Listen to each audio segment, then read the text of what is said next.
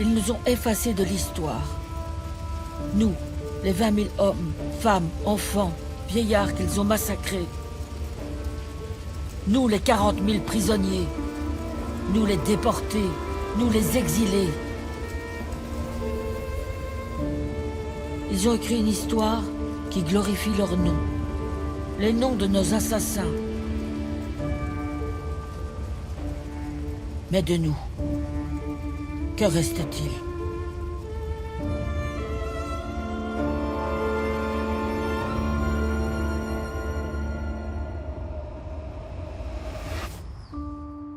Paris, 1867. L'exposition universelle vient de fermer ses portes. La capitale française est apparue comme le centre du monde moderne. L'empereur Napoléon III a encouragé avec succès l'industrialisation et le libre-échange. Il a chargé le préfet Haussmann de transformer Paris. De grandes artères sont percées, des bâtiments prestigieux sont construits. Paris devient un paradis pour les riches.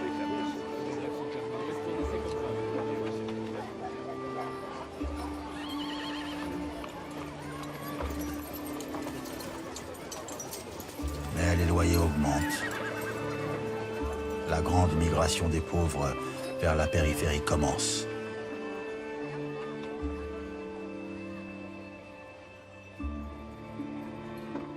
Ils s'entassent dans les faubourgs, près des fortifications qui prennent la ville en étau.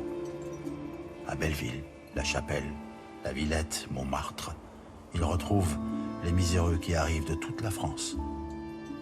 Dans les quartiers populaires, le souvenir des révolutions passées est encore fort. 1789, 1830, 1848, 3 monarchies et 2 empires n'ont pas effacé le rêve de république. Je m'appelle Victorine. Et j'ai grandi dans la nuit du Second Empire. Depuis mes 14 ans, j'ai fait de nombreux métiers. J'ai été crieuse de journaux, porteuse de pain, marchande de soupe, lavandière, couturière. Je travaille 12 à 14 heures par jour pour un salaire dérisoire. J'habite au pied de la butte Montmartre avec mon mari. C'est un ancien soldat. Il passe son temps à boire. Je ne peux compter que sur moi-même. J'ai un petit garçon. Il s'appelle Gabriel. Grâce à lui, j'ai l'impression de renaître. Je rêve qu'il grandisse dans un monde meilleur.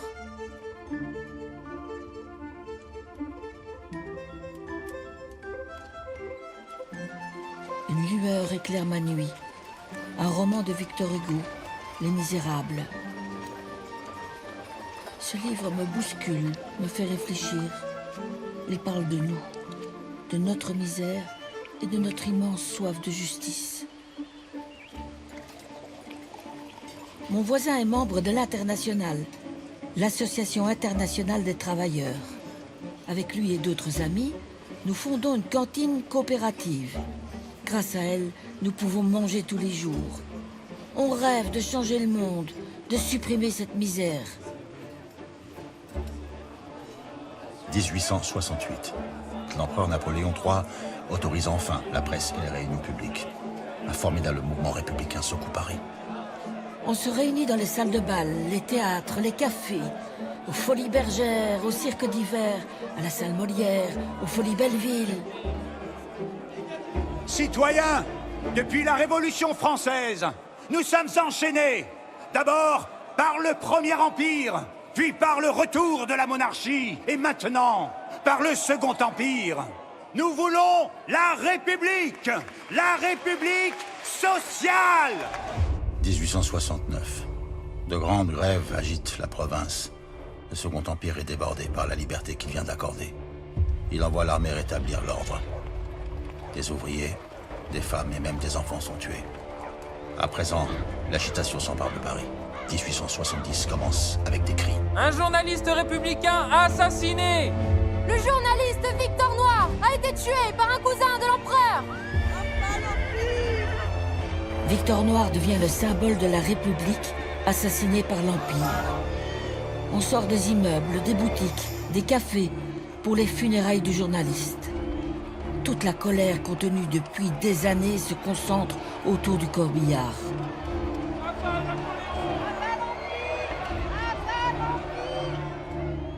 Au cimetière, derrière tous les hommes, il y a une femme, grande, maigre, déterminée. Elle est institutrice à Montmartre. Elle s'appelle Louise Michel. Notre colère ne se calmera pas. J'en fais la promesse. Je porterai le deuil jusqu'à la proclamation de la République. Face à la contestation sociale, une idée germe au Palais des Tuileries dans l'entourage de Napoléon III.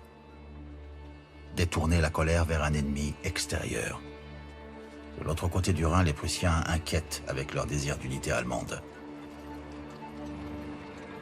Une guerre contre les Prussiens permettrait de renforcer l'autorité du Second Empire. Les Prussiens nous menacent! Français, attaquons avant d'être attaqués! Fort aux Prussiens! Marchons sur Berlin! Le 19 juillet 1870, Napoléon III déclare la guerre à la Prusse.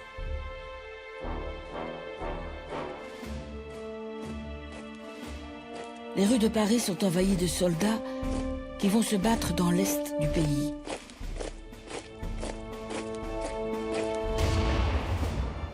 Mais la guerre ne se passe pas comme prévu. Semaine après semaine, on apprend plusieurs défaites. Les Prussiens avancent sur le territoire. L'anxiété grandit jour après jour.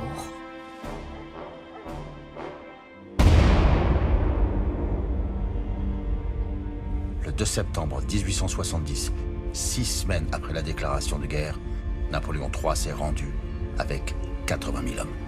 L'empereur a été fait prisonnier à Sedan. Le 4 septembre 1870, 2 jours après la défaite de Napoléon III, les députés sont cloîtrés dans l'hémicycle. Ils s'apprêtent à capituler face aux Prussiens. Mais une foule immense entoure la Chambre des députés. Je me glisse dans la foule. On refuse de capituler avec l'empereur. C'est l'empereur qui a perdu la guerre, pas la France.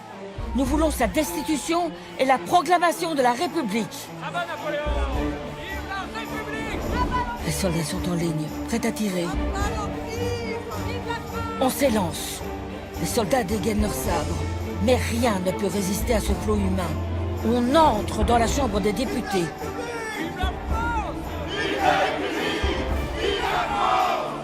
Léon Gambetta, un jeune député républicain, nous entraîne vers l'hôtel de ville.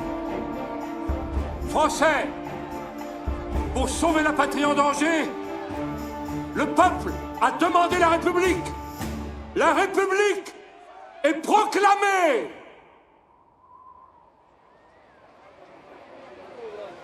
La République arrive au milieu d'une guerre.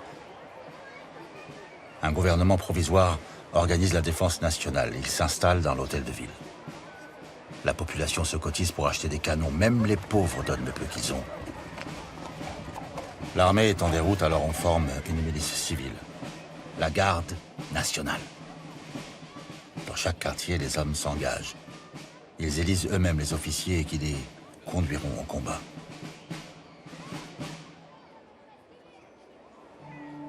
Mon mari décide de s'engager. Je l'accompagne jusqu'aux fortifications. Il ne peut se séparer de son petit garçon. De grosses larmes coulent sur ses joues. Une dernière fois, il l'embrasse. Puis il part.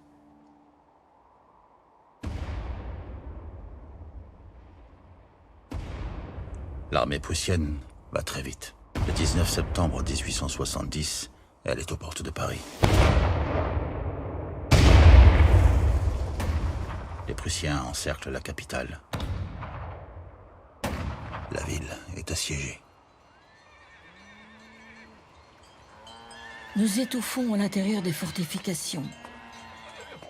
Les habitants des alentours se sont réfugiés dans Paris, avec leurs animaux et leurs basses-cours.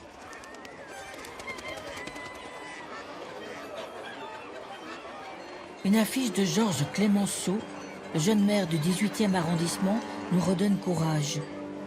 L'ennemi est aux portes de la cité. Nous sommes les enfants de la Révolution. Inspirons-nous de l'exemple de nos pères de 1792. Et comme eux, nous vaincrons. Les mots de Clemenceau m'ont convaincu. Je vais m'engager dans une ambulance de la garde nationale. La journée, je confierai mon fils à ma mère. Je me présente au bataillon de mon quartier. Mais on me renvoie chez moi. La défense de la patrie est une affaire d'hommes. J'insiste, je m'obstine. Je suis finalement admise à la 7e compagnie du 17e bataillon de la garde nationale. Je suis enfin ambulancière. Mais les gardes de mon bataillon s'impatientent. Le gouvernement se méfie et refuse d'envoyer au front ces civils en armes qui élisent eux-mêmes leurs officiers. Les canons que nous avons payés ne sont pas utilisés. Le gouvernement veut-il vraiment combattre les Prussiens ?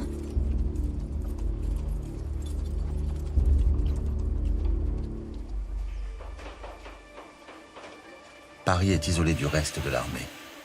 Il n'existe qu'un seul moyen de quitter la ville. Un seul. Les ballons montés. Mais les dangers sont immenses. Ils sont gonflés avec du gaz d'éclairage hautement inflammable. Les aéronautes doivent éviter les tirs prussiens et risquent d'atterrir en territoire ennemi. Le 7 octobre 1870, Léon Gambetta, le ministre de la guerre du gouvernement provisoire, est au bas de la butte Montmartre. Il s'apprête à quitter Paris par les airs. Il veut reconstituer une armée à Tours pour libérer la capitale et la France. Gambetta porte tous nos espoirs. Dans ce gouvernement, il est le seul à vouloir continuer la guerre. On lâche les cordes. Les aéronefs s'envolent.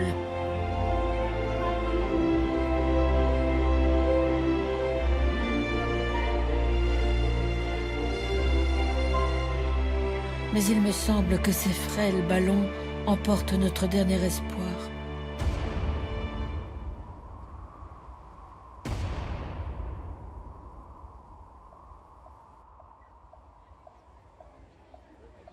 Les nouvelles qui arrivent depuis le départ de Gambetta renforcent nos craintes. Nous sommes trahis. Aux portes de Paris, le gouvernement a laissé massacrer 1200 combattants qui s'étaient emparés du Bourget. Il a refusé de livrer bataille. À Metz, le maréchal Bazaine a capitulé avec son armée. On apprend à présent que le gouvernement négocie un armistice avec les Prussiens. Le chancelier Bismarck veut qu'on cède l'Alsace et la Lorraine. Une affiche signée par Georges Clemenceau dit notre colère. Nous protestons avec indignation contre un armistice que le gouvernement ne saurait accepter sans trahison.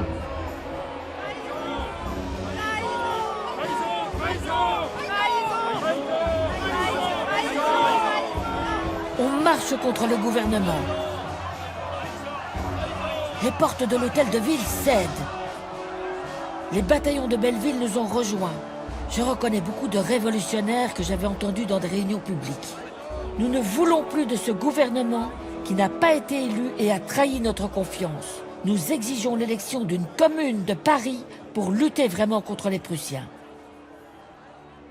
Des gardes me bousculent. Ils s'écartent avec respect devant un vieillard. C'est Blanqui.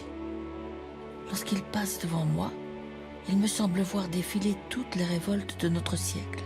Auguste Blanqui les a toutes connues. Les Trois Glorieuses de 1830, la Révolution de 1848. Il a passé 36 années en prison. Jules Favre, le vice-président du gouvernement, est blême. Il affirme que le gouvernement organisera lui-même les élections de la commune. Il nous le promet sur l'honneur. La nuit même, la promesse est trahie. L'ordre d'interdire les élections est signé par un autre membre du gouvernement, un inconnu, un jeune avocat, un certain Jules Ferry. Les élections promises sont remplacées par un vote de soutien au gouvernement, qu'il remporte largement. Des opposants sont arrêtés. La trahison succède à la trahison.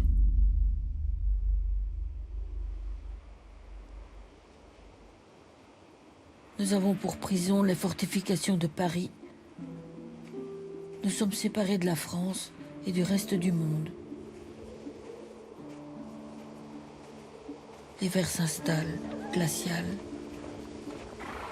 Les Prussiens nous affament. Le gouvernement est retranché dans l'hôtel de ville. Il compte sur notre épuisement pour capituler face à l'ennemi. Il n'y a plus de travail. Heureusement, le paiement des loyers est suspendu. La solde de garde nationale est notre unique revenu. Les hommes ont 1,50 franc par jour. Moi, j'ai 75 centimes, comme les autres femmes. Jules Ferry, qui a été nommé maire, instaure le rationnement. Mon petit garçon est très faible. Il ne mange pas à sa faim. C'est pas un maire qu'on a, c'est Ferry la fameur, c'est Ferry famine. 3 francs la livre de chien. 50 centimes la livre de rat. 10 francs le chat entier.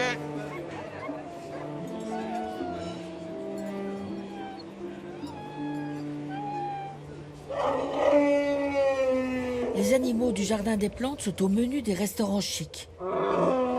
Pendant que nous mangeons des chiens, des chats, des rats, les riches se régalent d'éléphants et de viandes exotiques.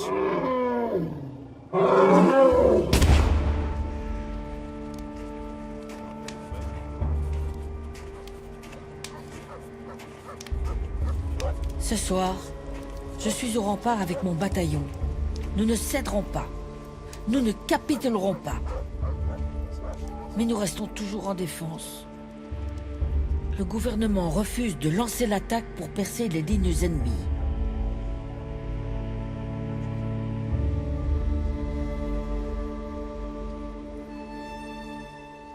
Dans les rues, on ne rencontre que des gens à la figure pâle et fatiguée. Enfants et vieillards meurent chaque jour par centaines. Je suis inquiète pour mon fils. Pour Noël, nous avons de la chance. Le boulanger nous a vendu un peu de grosses braises. Nous pouvons nous réchauffer autour du fourneau. Ma mère nous a fait de délicieuses pommes de terre frites. Malgré sa fatigue, mon fils est si heureux qu'il envoie des baisers à n'en plus finir. De grandes cernes noires entourent ses petits yeux.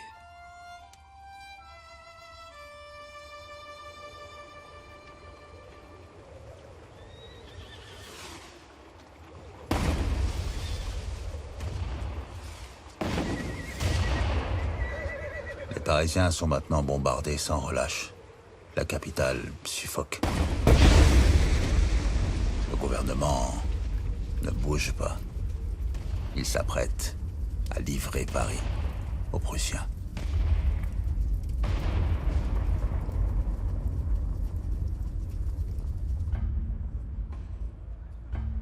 Les murs de la ville crient les mots d'une affiche rouge.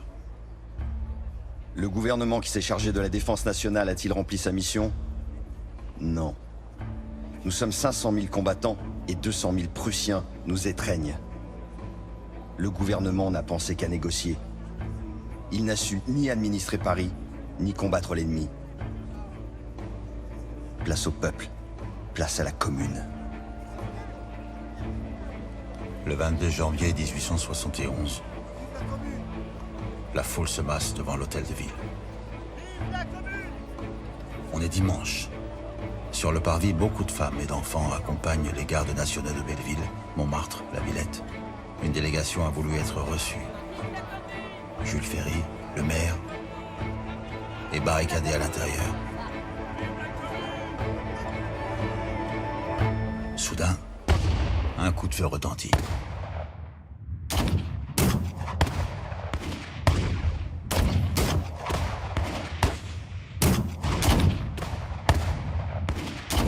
On tire sur la foule depuis l'hôtel de ville.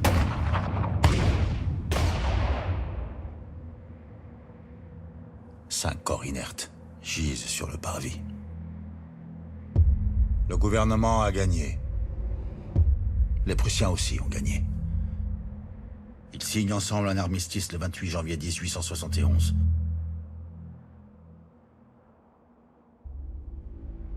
Les Prussiens et leurs alliés ont proclamé l'Empire allemand.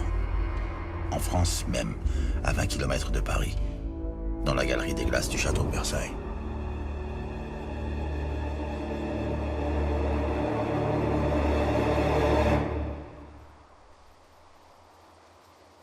Un silence de mort règne dans Paris.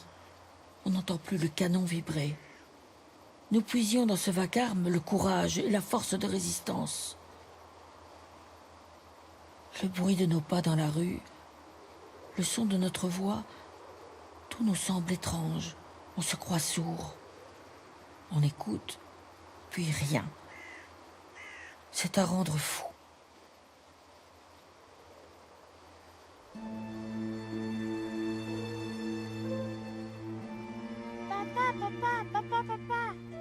Mon petit garçon se jette dans les bras de son père. Mon mari est de retour de la guerre. Il demeure plusieurs jours sans bouger, abattu, hébété. Les Allemands, puisqu'on les appelle maintenant comme ça, occupent le nord et l'est du pays, un tiers du territoire. Ils exigent l'élection d'une assemblée nationale pour ratifier la capitulation. La nouvelle assemblée nationale ne se réunit pas dans la capitale encerclée par les Allemands, mais à Bordeaux. Les nouveaux députés sont majoritairement monarchistes. Ils nomment chef du pouvoir exécutif un ancien ministre du roi Louis-Philippe, le vieil Adolphe Thiers. Non à l'Assemblée monarchiste! À Paris, un drapeau rouge flotte au sommet de la colonne de la Bastille. Les gardes nationaux des quartiers populaires manifestent depuis 3 jours sur la place. 200 bataillons se sont fédérés. Ils organisent leur propre direction, le comité central de la garde nationale. Ils se font appeler les fédérés. Mais Paris est divisé en 2 camps. Les bataillons bourgeois s'opposent aux fédérés. Dans mon bataillon, on veut que je porte un ruban bleu en soutien au gouvernement. Je refuse et rejoins le camp des fédérés. Nous avons repris le drapeau rouge avec lequel l'armée annonçait la charge sanglante sur les manifestants. Aujourd'hui, c'est notre drapeau, le drapeau du peuple prêt à mourir pour sa liberté. Nous voulons plus que la République, nous voulons la République sociale. Nous l'appelons la Commune. Nous refusons d'être désarmés. Nous refusons de livrer les canons payés par souscription. Le comité central de la garde nationale a donné l'ordre de les rassembler dans les quartiers populaires, à Belleville, La Villette et Montmartre. 1er mars 1871. Les députés sont à Bordeaux, loin, très loin du territoire occupé par les Allemands. Qu'est-ce qui se passe? Les députés sont dans le Grand Théâtre. Ils doivent voter la capitulation. Ici, à Bordeaux. Les Allemands réclament 5 milliards de francs or. Ils veulent l'Alsace et la Lorraine. Il faut pas accepter ça. Les députés doivent refuser. La parole est au rapporteur du traité de paix. Messieurs, l'heure n'est pas à la discussion. L'Assemblée doit voter le texte tel qu'il est. Faisons cela. Je demande la parole. La parole est au général Brunet. Il est encore temps de résister. Refusons de céder l'Alsace et la Lorraine. Ça suffit, assez! Au bois maintenant, passons au bois! La parole est à Victor Hugo. Messieurs, Paris, en ce moment, est sous le canon prussien.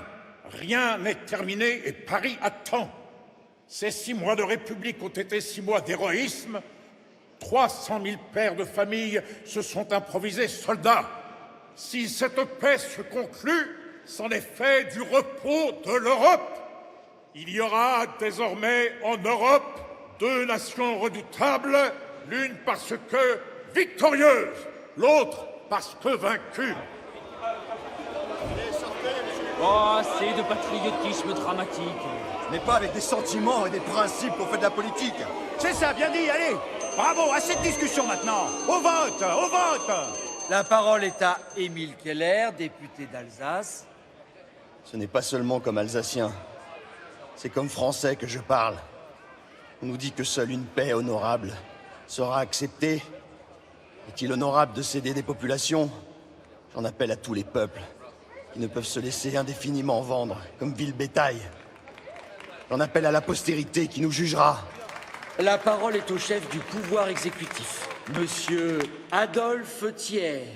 Ne parlez pas d'honneur à des gens qui en ont autant que vous. Dans notre position, nous ne pouvons pas résister à une armée de 500 000 hommes sans détruire la France. Pas de faux patriotisme, pas de faiblesse. Au vote. Bien. Nous allons procéder au vote. Avec 546 voix pour et 107 voix contre, le traité est adopté. Nous, députés d'Alsace et de Lorraine, au moment de quitter cette enceinte, affirmons notre reconnaissance à ceux qui, pendant 6 mois, ont refusé de capituler et ont défendu la patrie dont nous sommes violemment arrachés.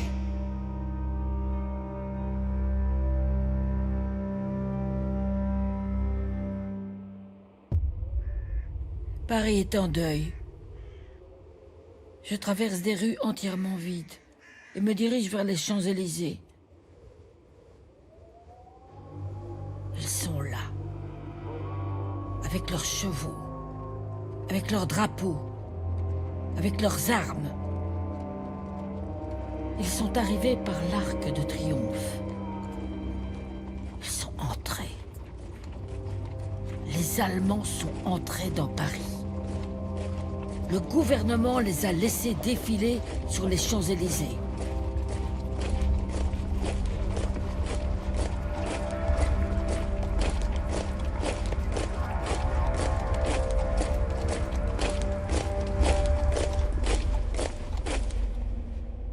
Les Allemands ne quitteront les territoires occupés que lorsqu'ils auront reçu 5 milliards de francs. Après avoir défilé à Paris, ils se retirent de Versailles pour que l'Assemblée nationale s'y installe. Les députés monarchistes ont décidé de ne pas siéger dans la capitale, mais dans la ville des rois. Ils ont brutalement supprimé toutes les mesures qui aidaient la population à survivre pendant le siège. La solde des gardes nationaux, la suspension des loyers, le moratoire sur les effets de commerce. Adolphe Thiers, le chef du pouvoir exécutif, veut reprendre Paris en main. Il annonce qu'il va désarmer les gardes nationaux et récupérer les canons conservés dans les quartiers populaires.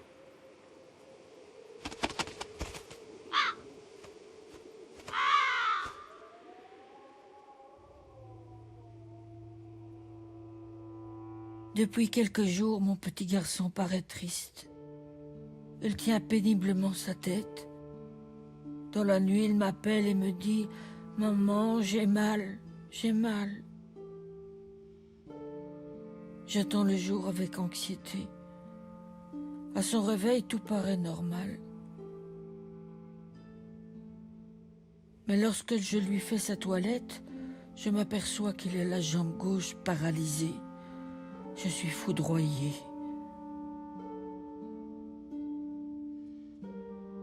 Le médecin vient en hâte et ordonne un médicament. Mon mari part aussitôt à la pharmacie.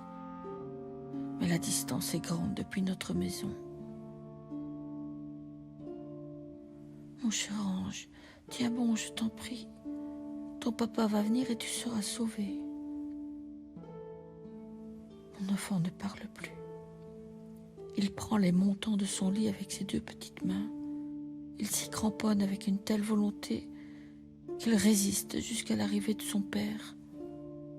Lorsqu'il le voit, de grosses larmes coulent de ses beaux yeux. Ses mains lâchent prise. Il soupire. Et tout est fini.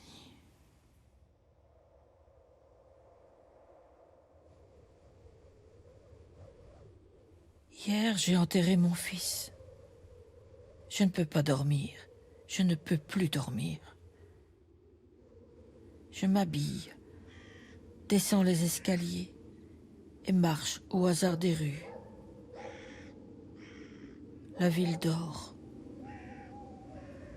N'allez pas par là. Le gouvernement a envoyé des soldats reprendre les canons. Cette nuit, l'armée s'est répandue dans Paris.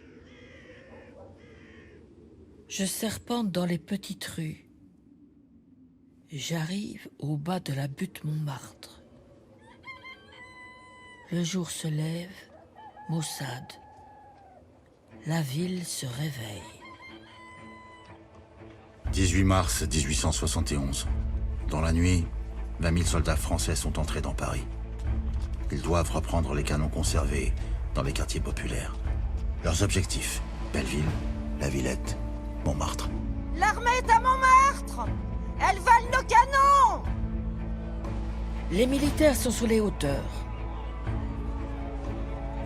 Des habitants gravissent la butte. Il y a des femmes, des enfants, des hommes habillés en gardes nationaux. Nous arrivons en haut et faisons face aux soldats.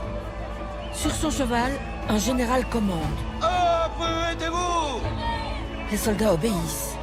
La foule s'arrête. Ne tirez pas! On joue!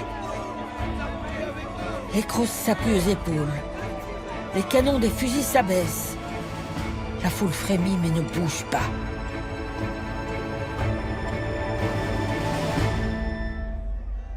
Feu! Crosse en l'air! Crosse en l'air! Un fusil, puis 10, puis 100 se redressent. Les soldats refusent d'obéir. Ils se jettent sur leur général. À mort, le général! Les militaires sont jeunes, pâles, affamés. Les habitants leur offrent du pain et du vin. Soldats et citoyens défilent. On descend la butte. Des deux côtés de la chaussée, sur toutes les portes, à toutes les fenêtres, un même cri, une même joie. Vive la République! Vive la Commune! À Pigalle, on tire sur des militaires qui battent en retraite. Plus bas, on jette des pierres sur des gendarmes. Ils sont cernés par la foule, hués, insultés.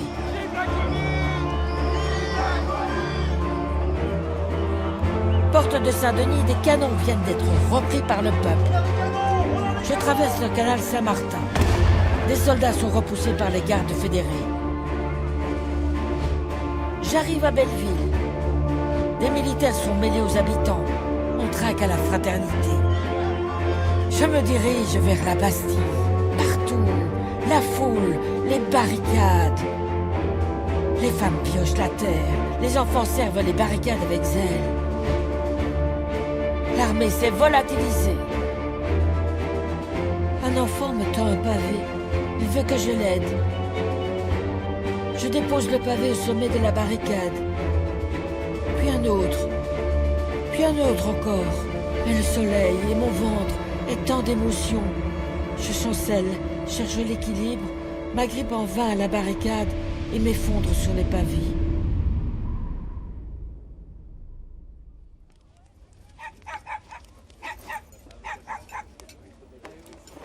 Je reprends connaissance. Assis à côté de moi, des gardes fédérés m'offrent de grands sourires. Ce sont des gars du quartier. Leurs uniformes sont faits de briques et de broc. Ils ont fait du feu et m'ont enveloppé dans une grande étoffe. Tout va bien, t'inquiète pas. La moitié de l'armée a foutu le camp. C'est la débandade. 2 généraux ont été exécutés. Adolphe Thiers a fui Paris. Il a rejoint l'Assemblée nationale, à Versailles. Soudain, un jeune homme accourt, très excité. Il apporte les ordres du comité central. Chaque bataillon a reçu un objectif stratégique. Leur bataillon doit prendre l'hôtel de ville. Je leur rends l'étoffe dans laquelle ils m'ont enveloppé. Ce n'est pas un simple tissu, c'est leur drapeau. Il est rouge. Des lettres noires forment les mots « Bataillon des enfants perdus ». Je ne veux pas rentrer chez moi. Seule la tristesse m'attend là-bas. Timidement, je demande si je peux aller avec eux. Comment t'appelles-tu? Victorine. Ce bataillon nous a tous adoptés. Il t'a adopté toi aussi. Bienvenue dans ton bataillon, Victorine. De mon mètre 52, je les regarde tous. Je ne peux contenir le sourire qui s'accroche à mes lèvres lorsqu'ils crient « Vive la citoyenne! Vive la commune !» Je me glisse entre les gardes de mon bataillon et nous nous mettons en marche derrière notre drapeau. Partout, on bat la générale. Le tocsin sonne à Notre-Dame. Les passants deviennent rares. À présent, il fait nuit. Le brouillard nous enveloppe. Sans bruit, nous avançons vers notre hôtel de ville. Jules Ferry à gouvernement. nous sommes cernés.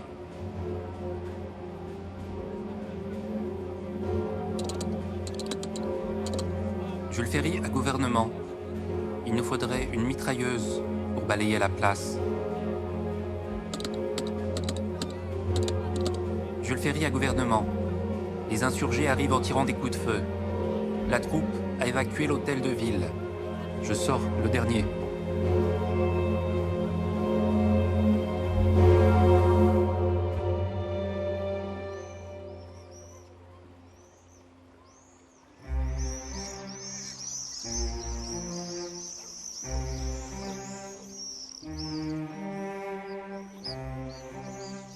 « 19 mars 1871. La multitude a submergé les rues, pris les administrations, les casernes, les ministères.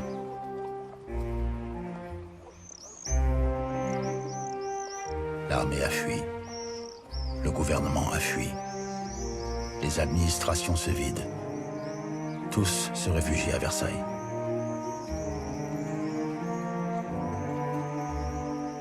Paris est aux mains des insurgés.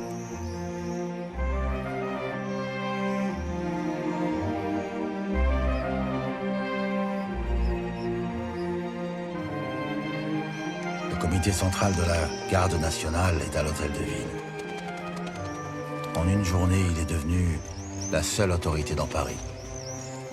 Il est réuni depuis des heures. Personne ne sait ce qu'il va décider. En attendant la décision du comité central, je fais connaissance avec les membres de mon bataillon, le bataillon des enfants perdus. Beaucoup sont très jeunes. Certains sont orphelins. Lorsque le travail s'est arrêté, ils se sont retrouvés à la rue.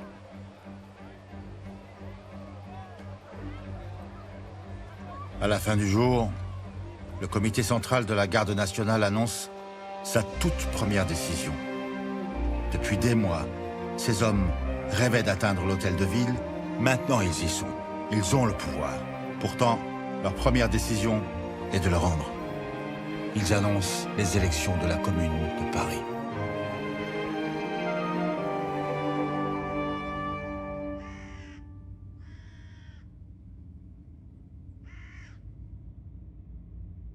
La parole est à Jules Favre, au nom du gouvernement.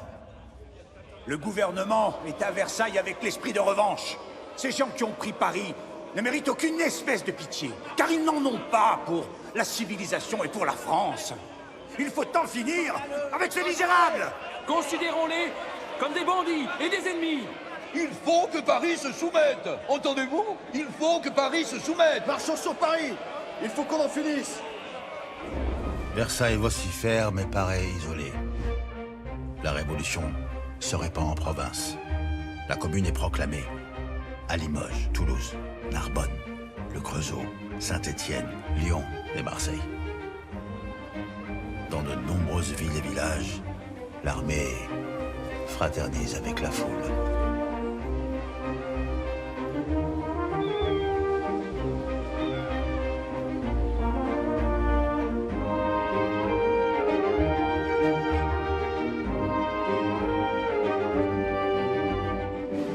Paris retient son souffle. Le 26 mars 1871 est un dimanche. Les élections de la Commune de Paris ont commencé. Le gouvernement de Versailles a appelé à l'abstention. Les Parisiens vont-ils voter pour la Commune? Vont-ils légitimer la révolution par les urnes? Si je pouvais, je me précipiterais dans le bureau de vote. Évidemment, je ne peux pas. Comme toutes les femmes, je reste à la porte de cette journée historique. Une affiche a été collée. Jamais je n'avais lu de tels mots. Citoyens, les hommes qui vous serviront le mieux sont ceux que vous choisirez parmi vous, vivant votre propre vie, souffrant des mêmes maux. Défiez-vous autant des ambitieux que des parvenus. Les uns comme les autres ne consultent que leur propre intérêt et finissent toujours par se considérer comme indispensables. Évitez ceux que la fortune a trop favorisés, car trop rarement, celui qui possède la fortune est disposé à regarder le travailleur comme un frère. Vous aurez alors inauguré la véritable représentation populaire. Vous aurez trouvé des mandataires qui ne se considéreront jamais comme vos maîtres.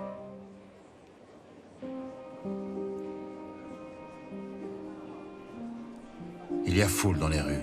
La journée s'allonge, s'étire. À minuit, la participation est assez forte. L'insurrection est devenue légale. La majorité absolue est révolutionnaire. Pour la première fois, de nombreux ouvriers sont élus. Il y a Eugène Varlin, un ouvrier typographe qui veut l'égalité entre hommes et femmes. Gustave Florence, Raoul Rigaud, François Jourde, Édouard Vaillant qui rêve d'écoles laïques et gratuites. Jules Vallès, le journaliste du Cri du Peuple. Charles de l'Écluse qui a participé aux révolutions de 1830 et 48. Léo Frankel, Jean-Baptiste Clément. Les élus se préparent pour la proclamation de la Commune.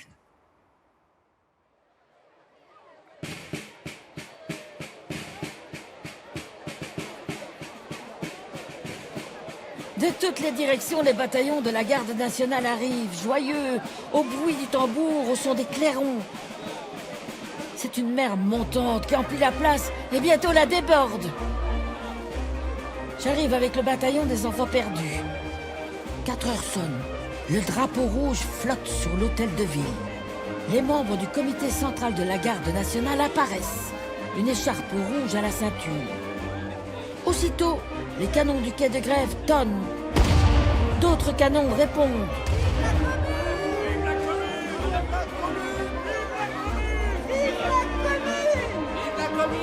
Les musiques des bataillons jouent la Marseillaise.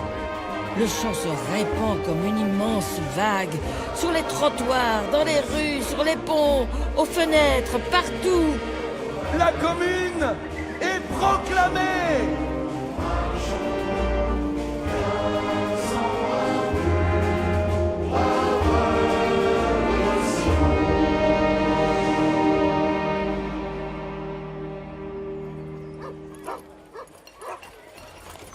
Peu à peu, la vie renaît dans Paris. Les barricades sont levées. Le travail reprend. Notre bataillon est installé dans la caserne Lobo, juste derrière l'hôtel de ville. Je m'occupe du mess des officiers. Je demande l'autorisation de tenir table ouverte pour les pauvres du quartier. Nous donnons une bonne assiette de soupe à chacun, une tranche de bœuf, des légumes, du pain et un demi-verre de vin. La commune donne une pension pour les orphelins, légitimes ou naturels, et pour les veuves, mariées ou concubines.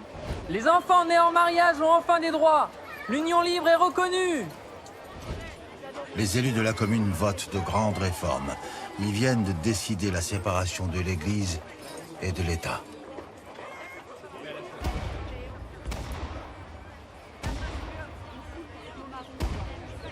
Au matin du 2 avril 1871, on se dit que le canon qui tonne à l'ouest de Paris doit être un anniversaire quelconque. Puis des voitures d'ambulance arrivent avec des blessés.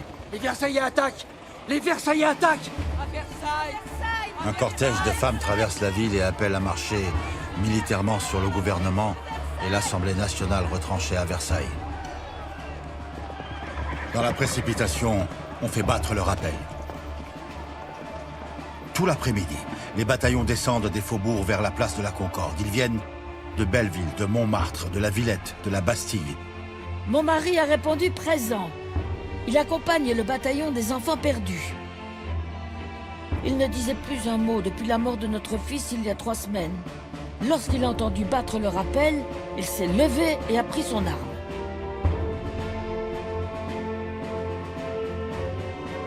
À la nuit tombée, des dizaines de milliers de gardes nationaux se préparent fiévreusement à la première bataille.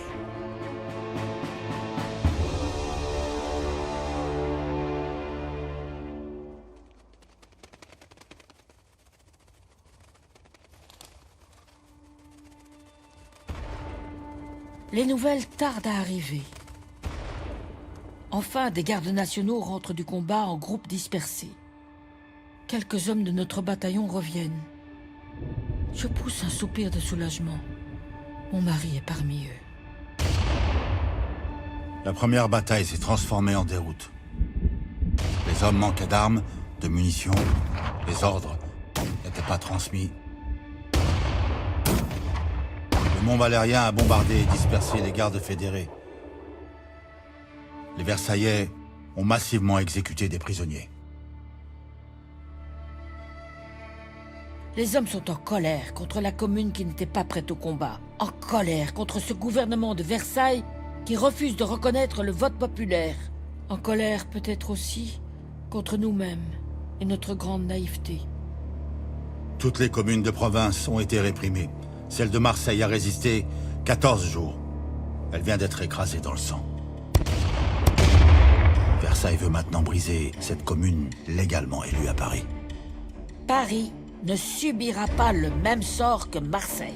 Des convois de gardes fédérés parcourent la ville en tous sens.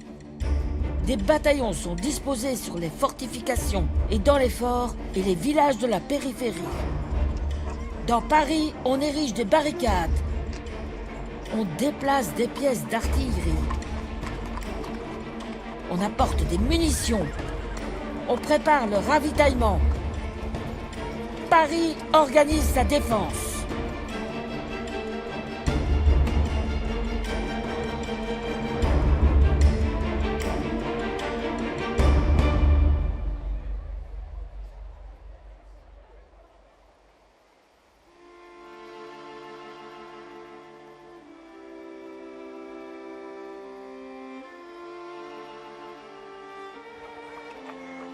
Aujourd'hui, je vais à l'hôtel de ville chercher des uniformes plus corrects pour mon bataillon.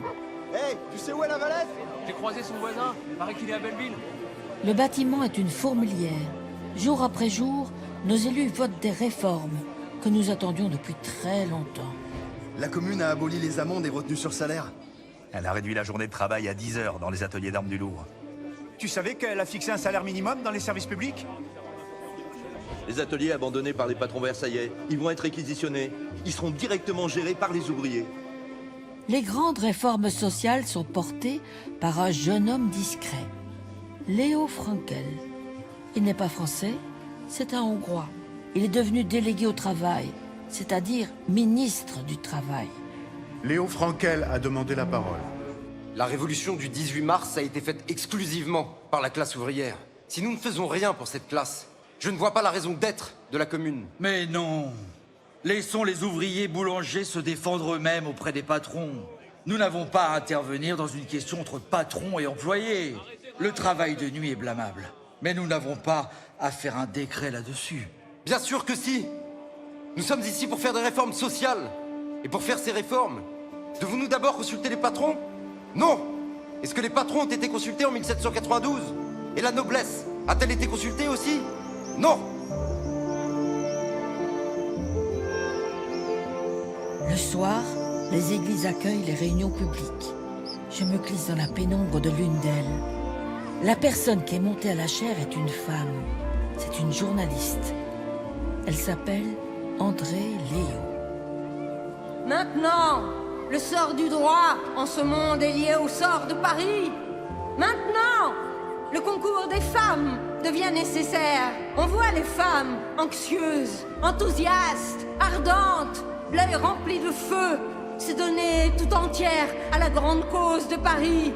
Qu'elles entrent dans la lutte, que les filles, les femmes et les mères combattent à côté des fils, des maris et des pères. Et alors, ces soldats que l'on trompe reconnaîtront qu'ils n'ont pas une émeute en face d'eux, mais un peuple entier dont la conscience crie par la voix de ces femmes aussi bien que de ces hommes: mort ou liberté!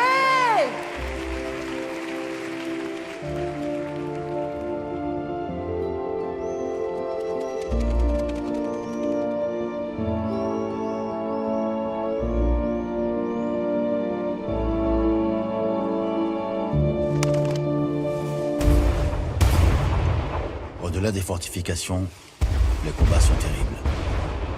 Le nord et l'est de Paris sont toujours occupés par les Allemands. L'ouest et le sud sont un immense champ de bataille où s'affrontent Versaillais et communards. Versailles devient un immense camp militaire. Les Allemands libèrent 50 000 prisonniers pour écraser la révolution. Les soldats arrivent de toutes parts. Ils ont interdiction de parler aux civils et n'ont accès qu'aux journaux conservateurs.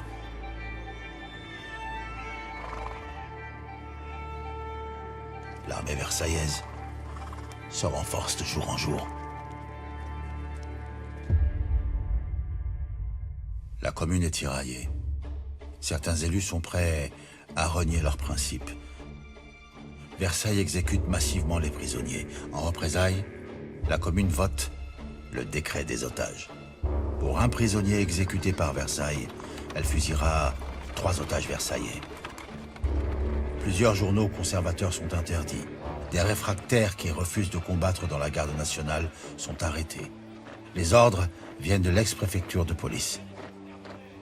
Elle est tenue d'une main de fer par Raoul Rigaud, le délégué à la Sûreté Générale. Derrière sa barbe et son regard sérieux, il y a un jeune homme dogmatique de 24 ans. Monsieur Darbois, la commune ne reconnaît aucune église. À ses yeux, vous n'êtes pas archevêque de Paris. Je vous arrête dans le cadre du décret des otages. Si vos amis de Versailles continuent à fusiller les prisonniers, vous serez exécuté.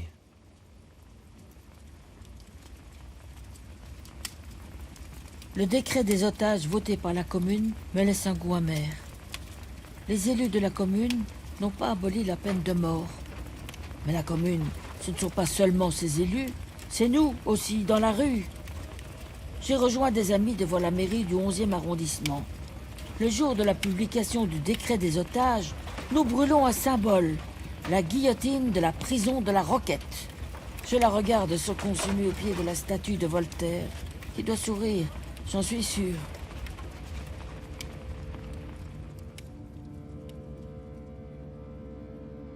Le 25 avril 1871, un cessez-le-feu de quelques heures est négocié à Neuilly. Les habitants quittent le champ de bataille. Ils arrivent par petits groupes, emportant leur vie avec eux. Après des jours terrés dans des caves, ils chancellent vers Paris, exténués et livides.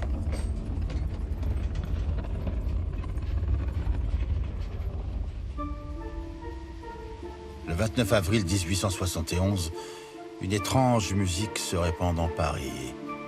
Elle est grave, rituelle, singulière. Un extraordinaire cortège traverse la rue de Rivoli. Des hommes en haute forme, portant d'étonnants insignes et tenant fièrement de grandes bannières. Des femmes aussi, moins nombreuses, mais plus applaudies encore que les hommes. Ce sont les francs-maçons.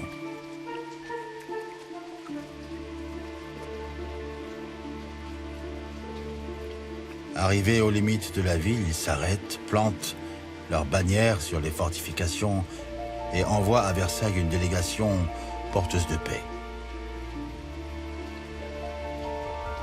La réponse du gouvernement à l'appel des francs-maçons est sans ambiguïté.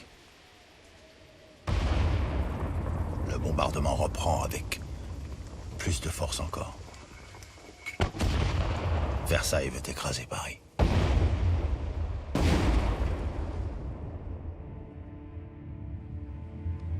Mon mari rentre avec le bataillon des enfants perdus. Il est épuisé, mais décidé à retourner au front plus vite.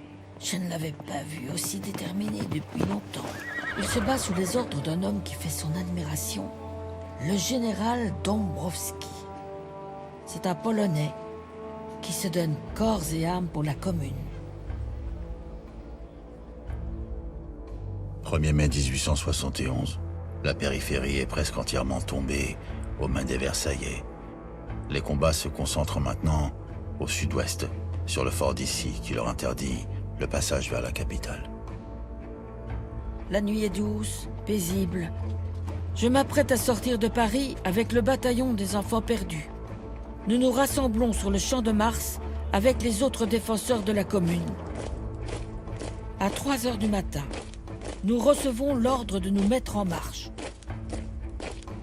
Le défilé avance, grave et silencieux, en direction du fort d'Issy. Il me semble que nous entrons dans un immense tombeau.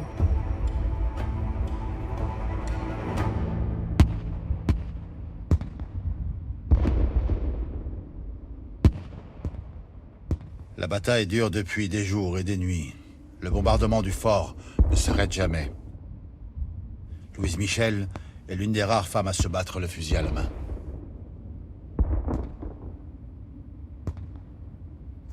Mes compagnons se battent dans le village d'Issy. Ils résistent péniblement aux assauts versaillais.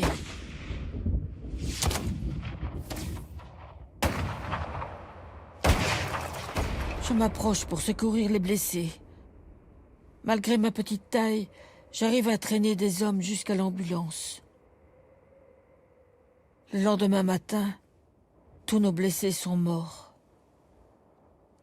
72 hommes. Je n'oublierai jamais cette sinistre vision.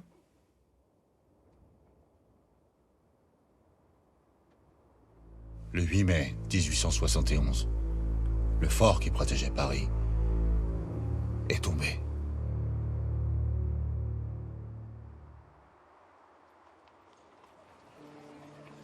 Le bataillon des enfants perdus est déjà reparti au combat. J'ai quelques jours de repos. Je vais chez ma mère. Tu sais que l'école laïque et gratuite a été votée par la commune? Les enfants recevront une éducation intégrale, à la fois générale et professionnelle. Je l'écoute, mais mon ventre est noué. Partout, ma mère a laissé les jeux de mon fils. Tout me rappelle à lui. Édouard Vaillant, le délégué à l'enseignement, est extraordinaire. Il veut l'instruction des filles et l'égalité de salaire entre hommes et femmes. Je ne l'entends plus. Je ne pense qu'à mon enfant, à son visage, à son rire qui me rendait si heureuse. Ma mère s'arrête et me prend dans ses bras.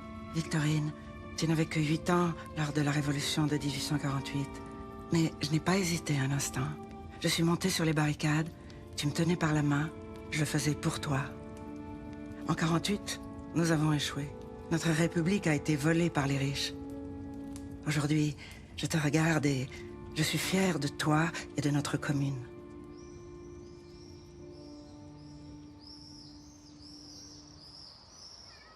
Le 16 mai 1871, le Paris qui lutte est venu assister à la destruction de la colonne Vendôme. 6 mois plus tôt, le peintre Gustave Courbet avait proposé de remplacer cette colonne à la gloire des guerres napoléoniennes par un monument de la fraternité. En pleine guerre, il avait écrit aux Prussiens. « Laissez-nous vos canons, nous les fondrons avec les nôtres. Nous en ferons un monument colossal que nous érigerons ensemble, place Vendôme. Ce sera notre colonne, à vous et à nous.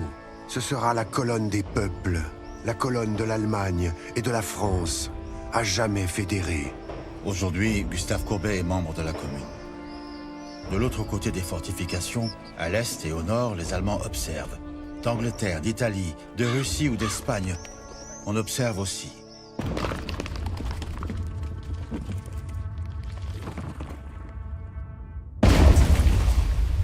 Le monde entier regarde Paris et cette place rebaptisée Place de l'Internationale.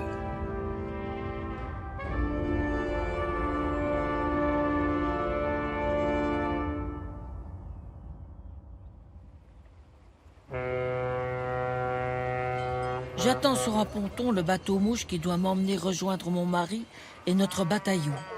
Ils défendent la porte de Saint-Cloud, bombardée par les Versaillais. Mais le service fluvial est interrompu. Inquiète, je demande des renseignements. Les Versaillais sont rentrés dans Paris. Ils ont forcé la porte de Saint-Cloud.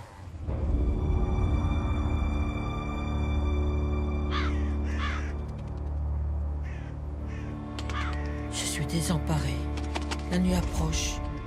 Je vais chez ma mère et m'endors tout habillée. Je me réveille en sueur. La vision de la rue me pétrifie. Les fédérés battent en retraite. Ils ont l'air si malheureux, les yeux baissés, tenant leurs chevaux par la bride, traînant derrière eux leur attirail de guerre, ce qu'ils ont pu sauver, ne disant mot.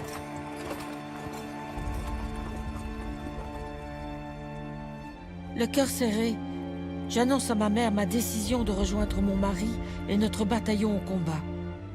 Je t'ai emmené partout avec moi quand tu étais enfant. Je vais avec toi, Victorine. Nous allons ensemble vers la place de la Concorde où les fédérés arrivent de partout. Mais seuls les membres des bataillons peuvent entrer. Ma mère est bloquée. Victorine!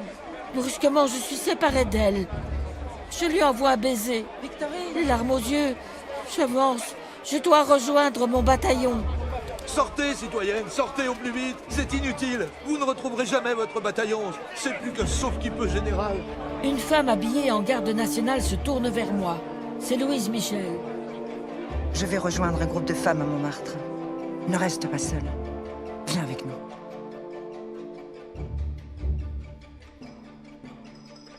À l'aube du mardi 23 mai 1871, Montmartre est attaqué. Les Versaillais veulent en finir avec ce symbole de l'insurrection. Nous sommes au bas de la butte Montmartre, sur la place Blanche. Notre barricade est tenue par des femmes. Les Versaillais arrivent depuis la place de Clichy. Nous sommes 100, peut-être 200. Ils sont innombrables. Pendant des heures, nous tenons la barricade. Les Versaillais déferlent de toutes parts. Nous sommes submergés. Il faut battre en retraite.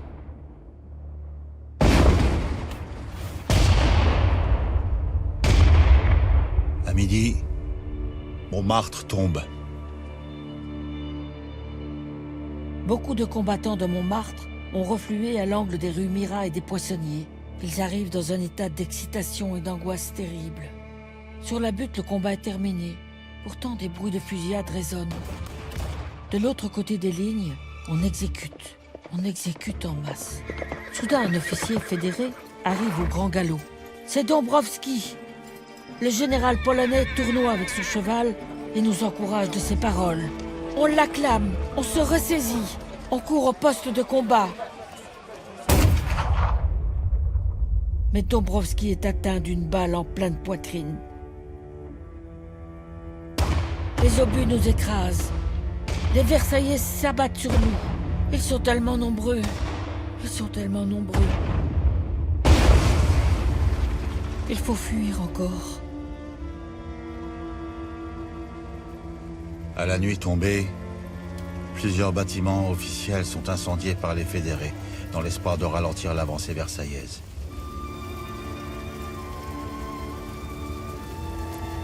Les Tuileries, ancien palais des rois et des empereurs, brûlent.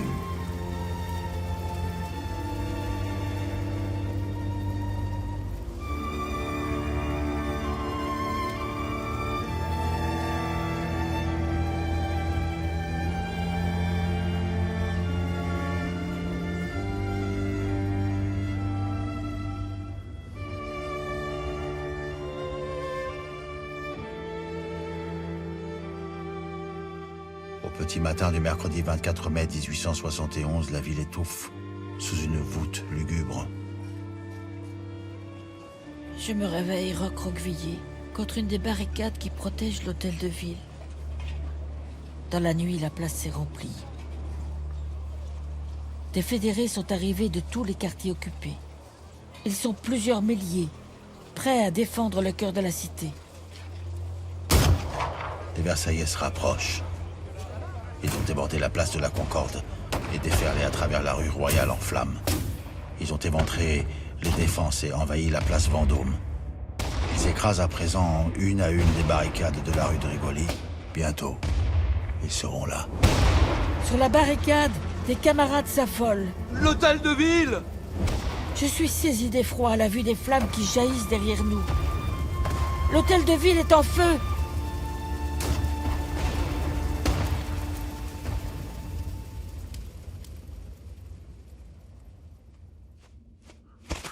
La parole est au chef du pouvoir exécutif, Monsieur Adolphe Thiers. Messieurs, je vous dirai d'abord que l'insurrection est vaincue. Le combat sera fini ce soir, ou demain, au plus tard. L'armée est un généreux et noble moyen de répression, mais ce n'est pas un moyen de gouvernement. C'est pourquoi Monsieur Jules Ferry est parti hier pour improviser un gouvernement de la ville de Paris. Il n'y a pas homme plus ferme et plus résolu que Monsieur Ferry contre le désordre que nous avons à réprimer. Je ne sais plus où aller. Je me replie vers la Bastille. Sur une barricade, je retrouve enfin quelques camarades du bataillon des enfants perdus. Je reprends espoir. L'un d'eux porte notre drapeau, mais lorsqu'il me voit, il baisse les yeux et me dit... Tout le bataillon a été fait prisonnier. Beaucoup ont été fusillés. Ton mari a été fusillé. Je n'ai pas le temps de réaliser qu'on tire sur nous depuis les fenêtres des immeubles.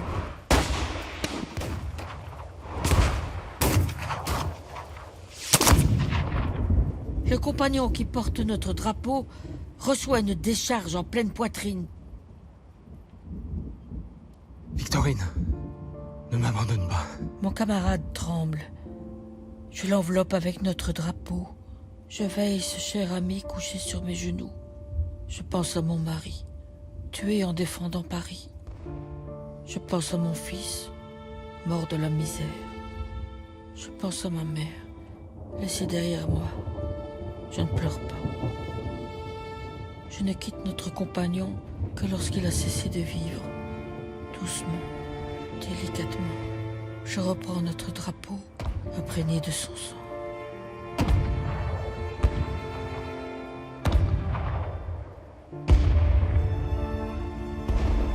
Toute la nuit, la place de la Bastille est terriblement bombardée. Les habitants crient, pleurent. Nous cherchons à rallier quelques amis sur la place.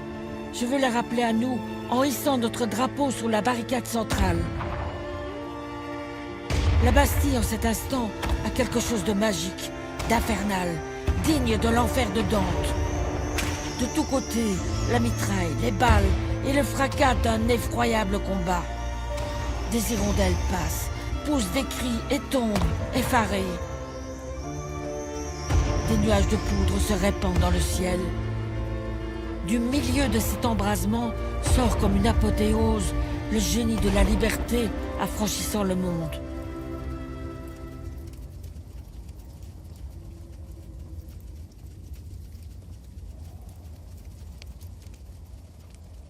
Quand vient le jour, quel spectacle épouvantable. Les maisons sont endommagées, en feu. Un immeuble s'écroule à l'angle du boulevard Richard-Lenoir. Les Versaillais percent les immeubles pour contourner les barricades. Ils vont bientôt envahir la place. Nous remontons précipitamment la rue de la Roquette. Nous croisons un petit groupe de fédérés très excités. On a exécuté 5 otages versaillais.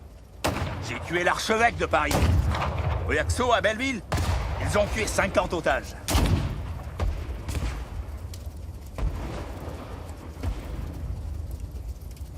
Des centaines de combattants viennent de se replier au nord de la Seine. Toute la rive gauche est maintenant tombée. Le jour touche à sa fin. Les Versaillais attaquent à présent la place du Château d'Eau. Les membres de la commune sont retranchés, place Voltaire, dans la mairie du 11e arrondissement. Nous arrivons place Voltaire, au milieu d'une grande confusion. Un vieil homme sort de la mairie du 11e arrondissement, écharpe rouge autour de la ceinture, sans armes, s'appuyant sur une canne. C'est Delécluze, notre délégué à la guerre. Au milieu des balles et des obus, il marche du même pas. Delécluze gravit la barricade du Château d'Eau. Tout à coup, il tombe, foudroyé par une balle. Notre délégué à la guerre nous a abandonnés. Il s'est fait tuer volontairement. Sur le boulevard Voltaire, un menuisier sort de sa boutique. Les Versaillais massacrent sans pitié. Ils vont vous tuer, cachez-vous. Quittez cet uniforme de garde nationale. Je refuse d'abandonner mes amis, mais j'accepte de changer de vêtements. Comme je suis très petite, le menuisier me donne des habits de son apprenti. On coupe mes cheveux longs pour que je ressemble à un enfant. Je laisse le pendentif gravé à mon nom qui pourrait m'identifier. À l'intérieur se trouvent des cheveux de mon fils. dois faire de grands efforts pour ne pas pleurer. J'y tiens plus que tout au monde. C'est tout ce qui me reste de ma vie d'avant.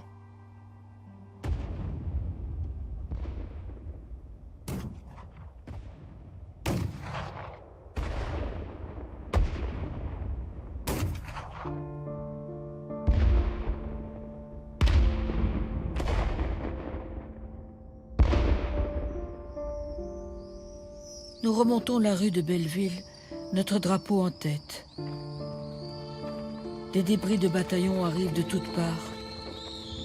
Nous ne sommes plus qu'une douzaine du bataillon des enfants perdus. Des femmes et des enfants construisent des barricades. L'un des gamins m'interpelle. Il croit que je suis un enfant. Beaucoup de morts sont placés dans la cour de la mairie de Belleville. Des épouses, des mères, des enfants cherchent un des leurs parmi les cadavres. Des femmes sanglotent. Des enfants appellent leur père. Nous avons faim. Une concierge nous prépare une soupe. Nous mangeons silencieusement. Les Versaillais ont descendu le canal de l'Ourcq et s'apprêtent à prendre Belleville en étau. Au nord, un immense incendie éclaire le ciel. Les docks du bassin de la Villette sont en feu.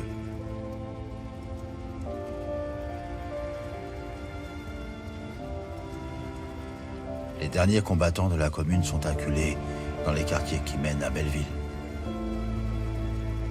Ils sont peut-être 3000. Débris de bataillons désorientés, sans commandement, à peine armés, désemparés, terrifiés, obstinés, héroïques. L'armée de Versailles les assiège. 100 000 soldats entourent Belleville.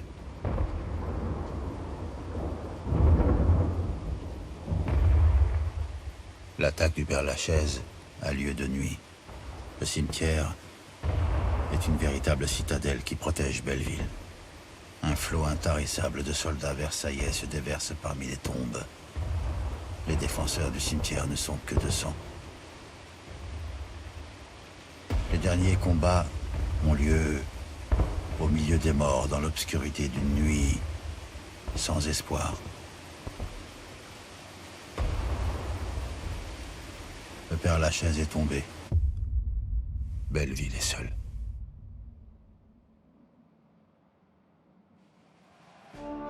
Au matin, on entend une rumeur immense.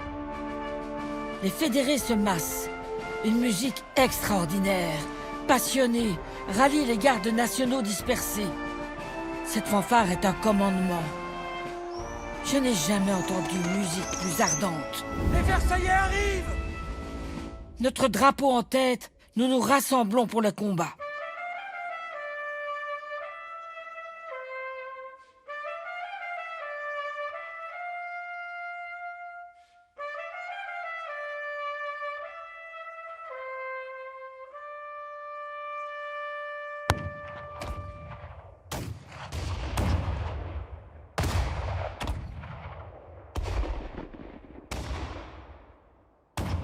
Peu à peu, le bruit de la bataille ralentit. Des intervalles de silence. Puis plus rien. On n'entend plus rien. Sont-ils tous morts? Il est 16 heures. On n'entend plus rien. Sont-ils tous morts?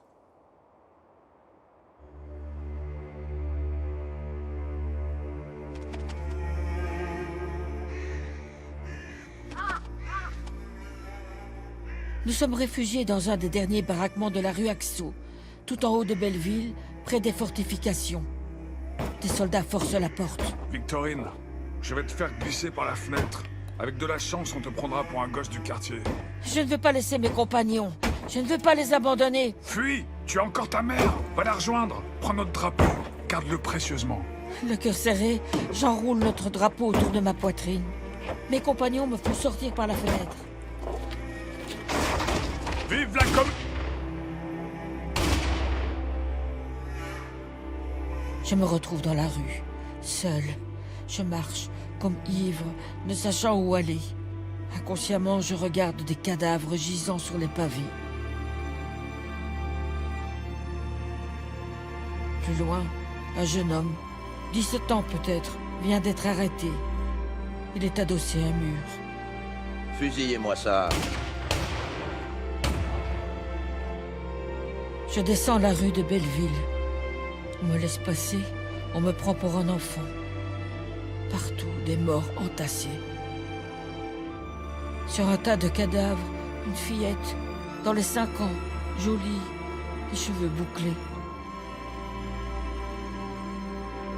Près de la mairie, je vois des monceaux de corps humains. Je continue ma route. Je veux retrouver ma mère. Elle vit de l'autre côté de la ville.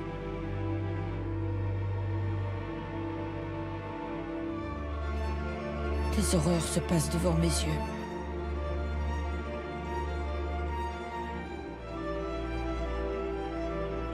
Fusillez-moi ça.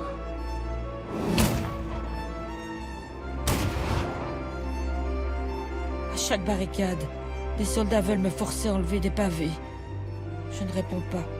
Me prenant pour un gamin, on me laisse passer. Je continue mon chemin.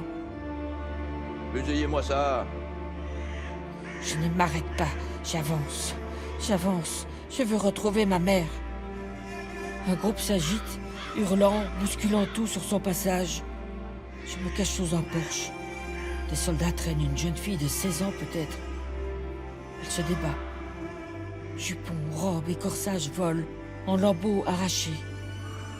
Elle tombe enfin, à bout d'efforts. Pendant qu'elle est là, gisante, pâle, déjà comme morte, un des soldats la viole avec une rage féroce.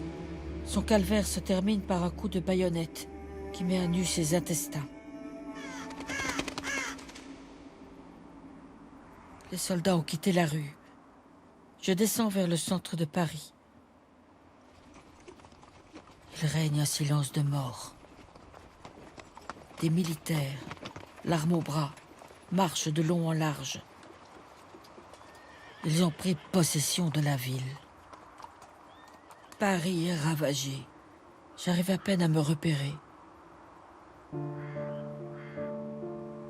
Je contourne les ruines fumantes de l'hôtel de ville. J'arrive devant la caserne Lobeau, où j'avais donné à manger aux pauvres du quartier. Des cortèges de prisonniers passent au milieu d'une foule en furie et entrent dans la caserne. Soudain, mon cœur s'arrête. Je vois 6 enfants. L'aîné n'a pas 12 ans, le plus jeune, à peine 6 ans. Les pauvres petits pleurent en passant au milieu de la foule.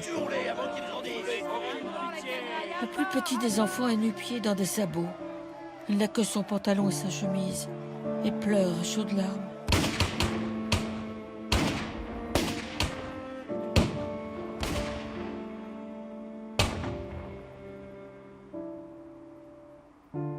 Les condamnés à mort ont été jugés par des militaires, juste à côté, dans le théâtre du Châtelet. Leurs cadavres sont enterrés à peine plus loin, dans le square de la Tour Saint-Jacques.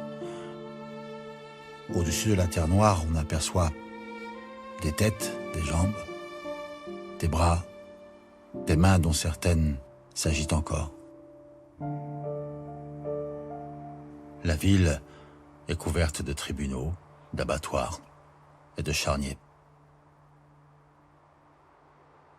Au Père-Lachaise, on fusille, on enterre. Au but de Chaumont, on fusille, on enterre. Au Palais Royal, on fusille, on enterre.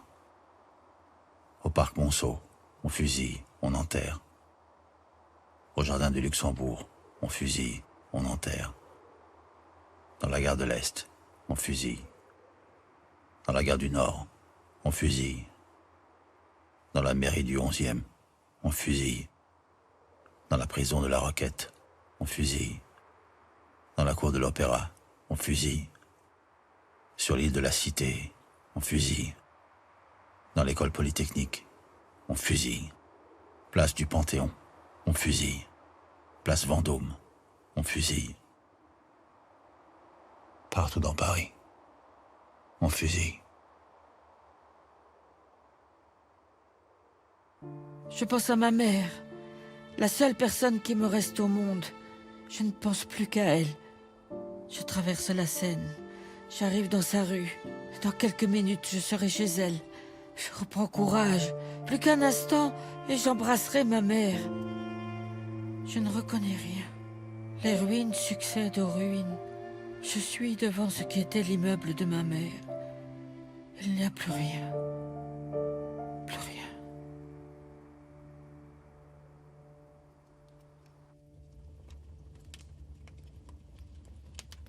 Je me réveille allongé sur un lit, engourdi. Un vieil homme est assis à côté de moi. Je vous ai trouvé prostré au milieu des ruines. Ma fille m'a aidé à vous porter ici. Nous veillons sur vous depuis 3 jours. J'ai vu le drapeau rouge enroulé autour de vous. J'étais pas pour la commune. Mais j'ai vu les massacres. J'ai tout vu. Je reste caché chez le vieil homme et sa fille. Des rafles de police ont lieu tous les jours. Vous êtes en danger ici. Vous devez fuir. Allez en Suisse, vous y serez en sécurité. Mais si vous êtes arrêté avec votre drapeau, on vous fusillera. Si on le trouve chez moi, on me fusillera aussi. Il faut le brûler. Je défais mon drapeau qui est resté enroulé autour de ma poitrine.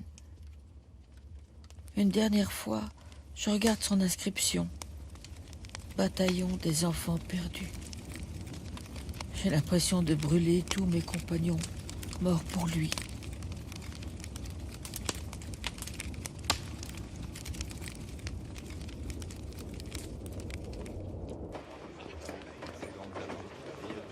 Le vieil homme m'accompagne à la gare.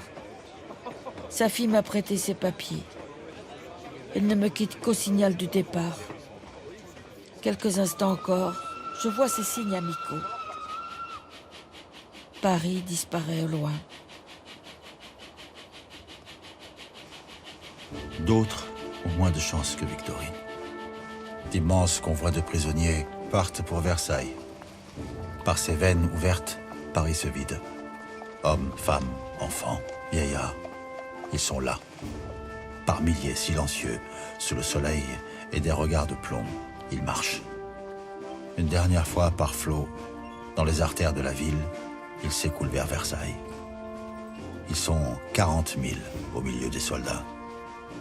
En silence, brutalement, ils quittent la ville. Ils sortent de l'histoire. Ils laissent derrière eux les enfants perdus de la commune. Les orphelins de l'histoire.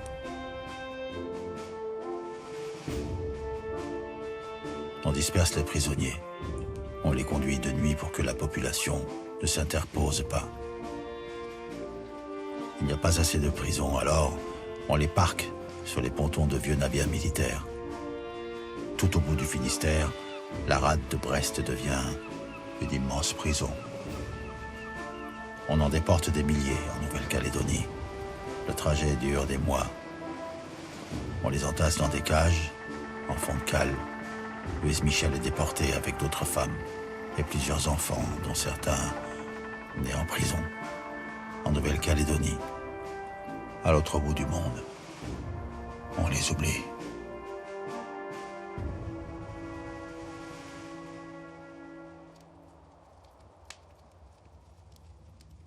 En Suisse, j'ai fait la plus belle rencontre de ma vie, celle de Gustave, qui est devenu mon mari. Avec lui, j'ai adopté plusieurs enfants, des orphelins de la commune. En 1880, une amnistie générale a été votée. Nous sommes rentrés. Mais nous sommes rentrés dans un pays qui a enterré l'idéal pour lequel nous nous battions, la République démocratique et sociale. Nous sommes rentrés dans une république de l'ordre social.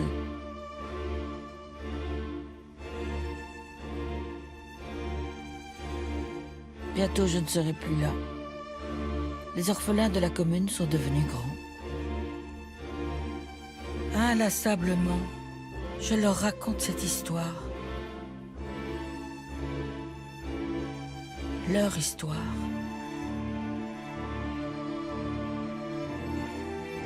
Doucement, je leur dis l'histoire des damnés de la commune. Je leur dis, cette histoire, c'est la tienne. Je te la confie.